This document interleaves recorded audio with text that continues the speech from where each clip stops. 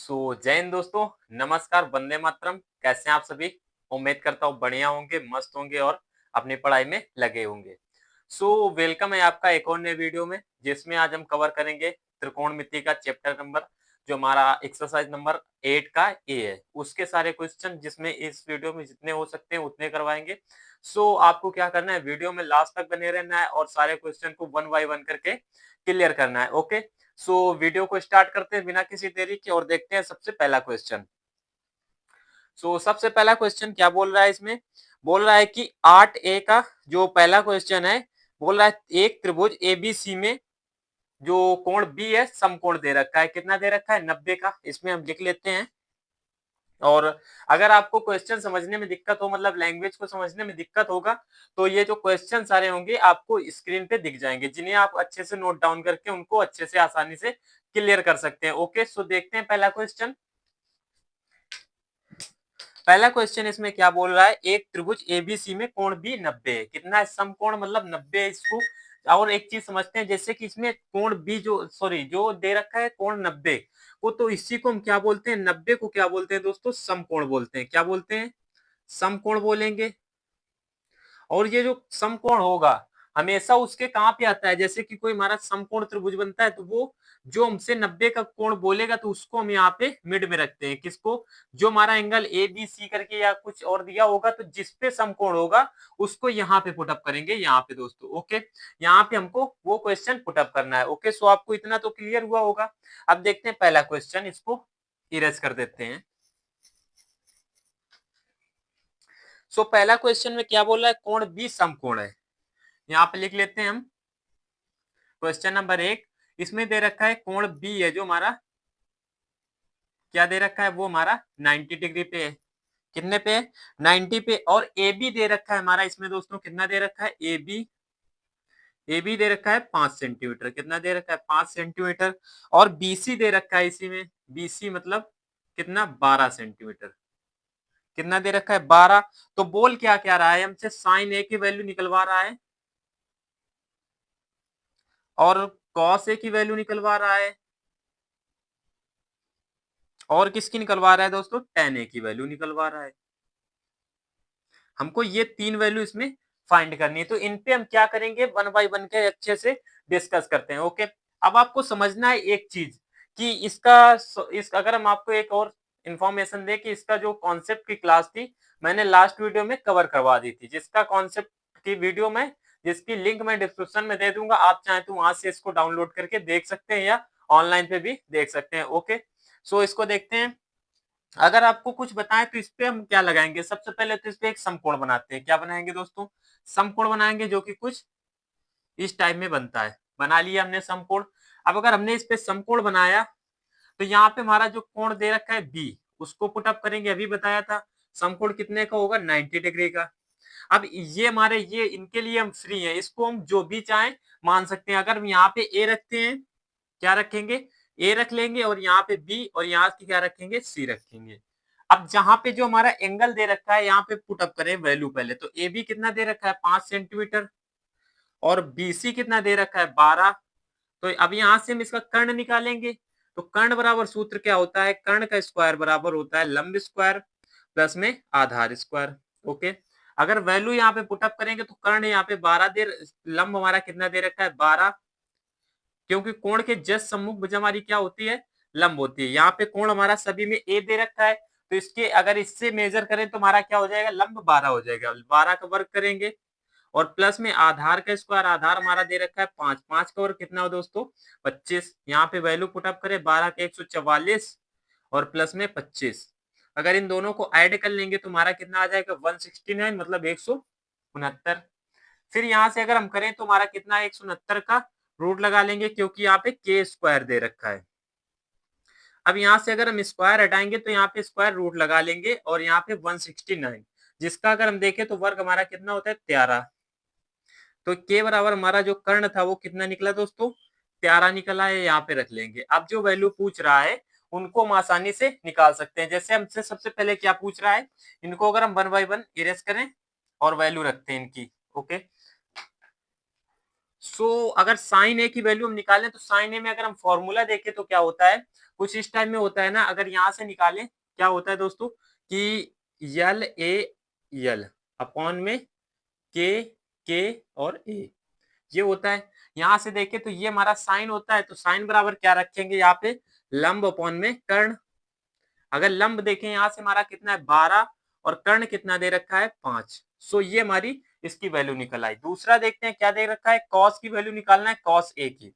तो कॉस में अगर देखें तो कॉस हमारा यहाँ पे होता है, अगर कॉस यहाँ पे होता है तो फिर क्या होगा इसका, कॉस ए बराबर दे रखा है आधार अपॉन में कर्ण, क्या होगा आधार अपॉन में कर्ण। वैल्यू रखें अगर आधार की तो क्या होती है इसमें, आधार हमारा दे रखा है इसमें 5 और कर्ण कितना दे रखा है 13। सॉरी यहां से हम इसका साइन की वैल्यू अगर लिखेंगे तो कर्ण हमारा हो जाएगा इसमें 13। ओके, फिर अगर कर्ण यहाँ पे लिखें तो हमारा कितना हो जाएगा 13। टेन की वैल्यू अगर निकालने तो टेन हमारा ऐसे ही निकाल सकते हैं। टेन कैसे निकालेंगे, लंब अपॉन में आधार, लंब हमारा यहाँ से कितना निकला है दोस्तों 12 और यहाँ से अगर देखें तो इसकी आधार कितना है 5। ये इसकी तीनों वैल्यू हो गई और ये हमारा क्वेश्चन अब हो गया सॉल्व। ओके, अब आगे बढ़ते हैं दूसरे क्वेश्चन पे। दूसरा क्वेश्चन क्या बोल रहा है, इसके पहले इसको हम इरेज करते हैं फिर उसको समझते हैं। ओके,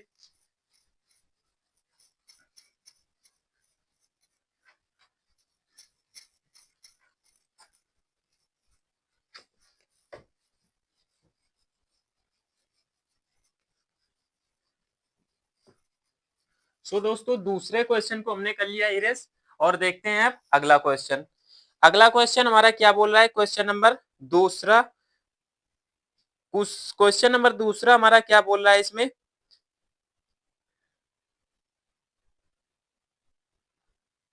ये बोल रहा है त्रिभुज एबीसी में बी समकोण है, समकोण मतलब 90 है। तो चलिए इनको बना लेते हैं, पहले फिगर में ड्रॉ करते हैं। कोण बी कितना है, समकोण है। ओके, यहाँ पे लिख लेते हैं कोण बी जो है समकोण है, समकोण मतलब 90 इसको लिख सकते हैं। ओके, फिर ए बी हमारा कितना दे रखा है, यहाँ पे 4 दे रखा है, 4 सेंटीमीटर।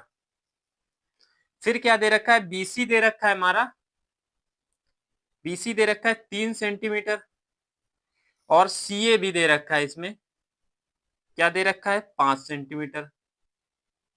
ओके, तो बोल रहा है साइन ए टेन ए,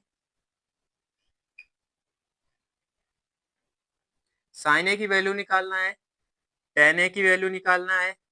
और अब दोस्तों आपको एक समझना है, जैसे कि अब पूछ रहा है कॉस सी की वैल्यू निकालना है, कॉस सी की वैल्यू निकालना है और किसकी निकालना है, कॉट सी की वैल्यू निकालना है। ये हमें 4 वैल्यू इसमें फाइंड आउट करनी है। ओके, देखते हैं इनको कैसे करेंगे। अगर अब इसमें हम देखें तो कॉट सी की वैल्यू जैसे हम इन पे निकालते हैं, तो पहले तो इसका हम डायग्राम बनाते हैं,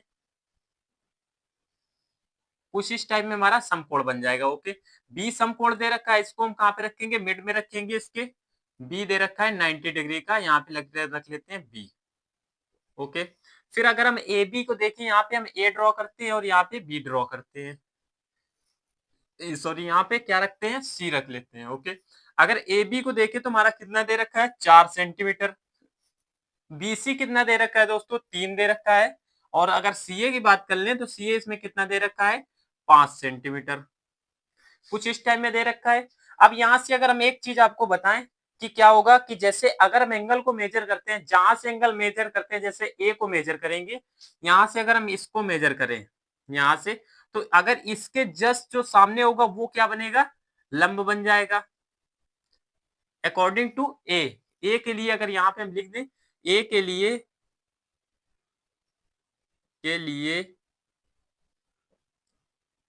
3 वाली भुजा, 3 सेंटीमीटर वाली भुजा क्या होगी, लंब होगी, परपेंडिकुलर होगी, लंब होगी। ओके, यहाँ पे लिख लेते हैं, ये नोट पॉइंट है, आप इसको अच्छे से नोट डाउन कर लीजिए। ये आपको समझना है कि मतलब जहां से अगर हम मेजर करते हैं, और सी के लिए क्या हो जाएगा दोस्तों, सी के लिए हमारा 4 लंब हो जाएगा, क्योंकि उसके जस्ट सामने क्या पड़ रहा है 4 पड़ रहा है, तो वही भुजा हमारी क्या हो जाएगी, लंब हो जाएगी। अब अगर यहाँ से इसको मेजर करें तो क्या हो जाएगा, साइन ए में ए से हमें मेजर करना है, तो इसके जस्ट क्या होता है लंब अपॉन में कर्ण। अगर लंब देखें तो अगर साइन ए के हिसाब से देखें तो 3/5 आ जाएगा।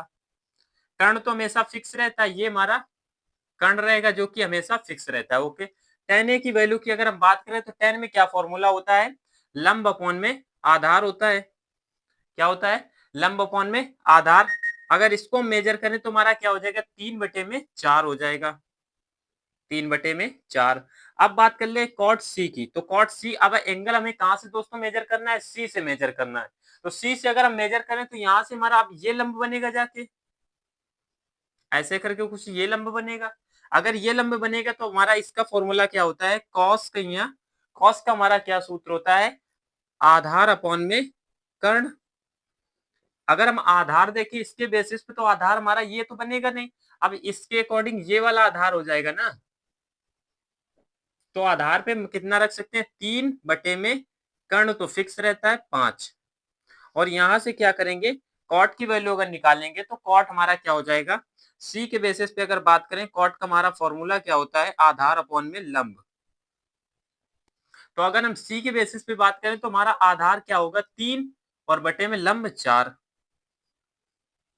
सो होप दैट आपको ये क्वेश्चन भी अच्छे से क्लियर हो गया होगा और आप इसे अच्छे से समझ गए होंगे। ओके, सो बढ़ते हैं अगले क्वेश्चन की तरफ, क्वेश्चन नंबर 3 की तरफ। उससे पहले इसको हम क्या करते हैं, इरेज कर लेते हैं, फिर उसको समझते हैं। ओके,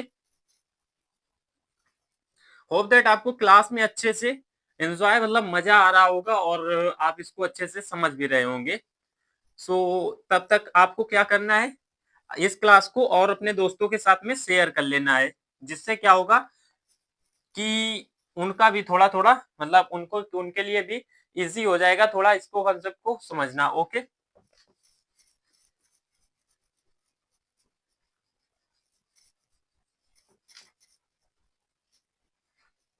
सर्दियों का सीजन है दोस्तों, तो ये थोड़ा जम जाता है, इसका जो इंक होता है रेड कलर का वो इसी में जम जाता है, तो इसको इरेज करने में दिक्कत होता है।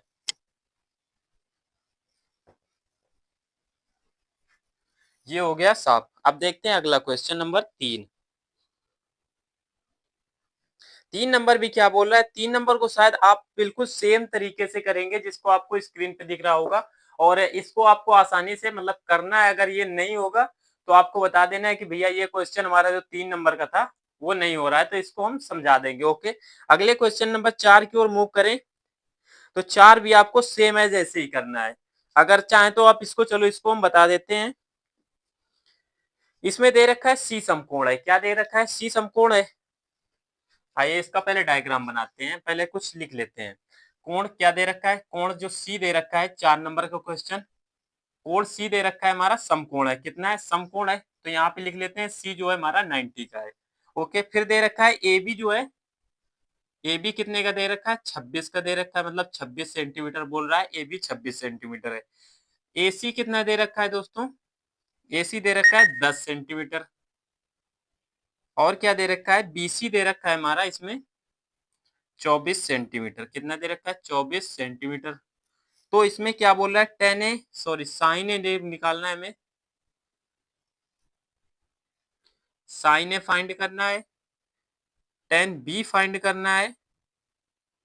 यहाँ पे ये भी बोल रहा है कि साइन बी निकालना है, हमको क्या निकालना है, साइन बी निकालना है, और टेन बी निकालना है। एंड देन इसके बाद क्या निकालना है हमें, कॉस में ए की वैल्यू निकालना है, कॉस ए की वैल्यू निकालना है। सो आइए सबसे पहले तो इसका डायग्राम ड्रॉ करते हैं।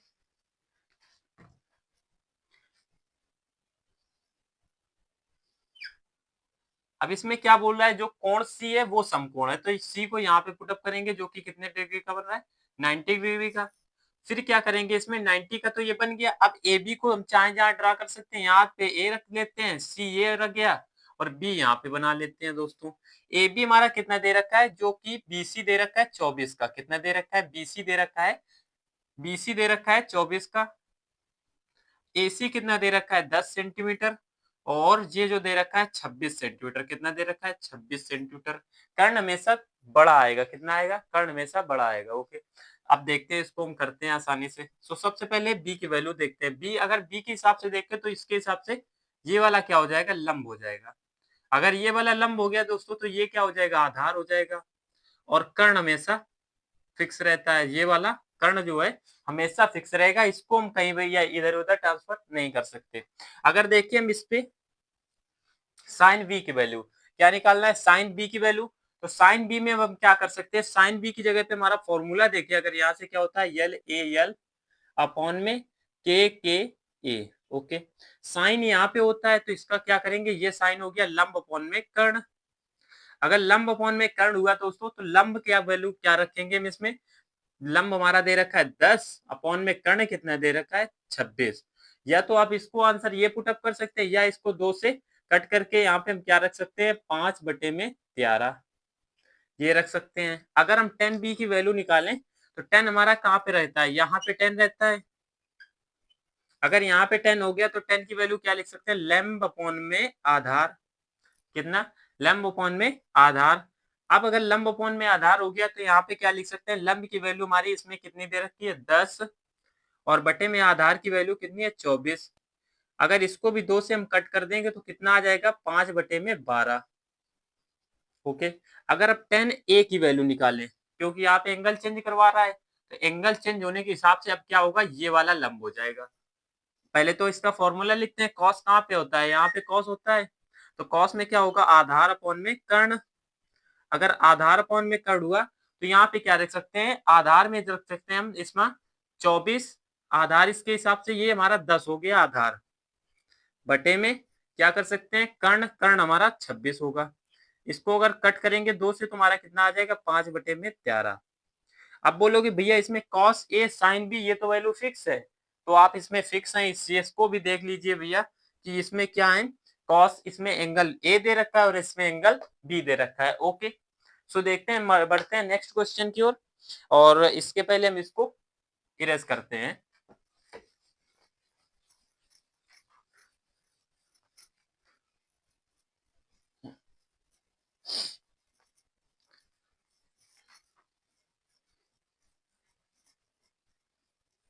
इसको हमने कर लिया इरेज और देखते हैं अगला क्वेश्चन।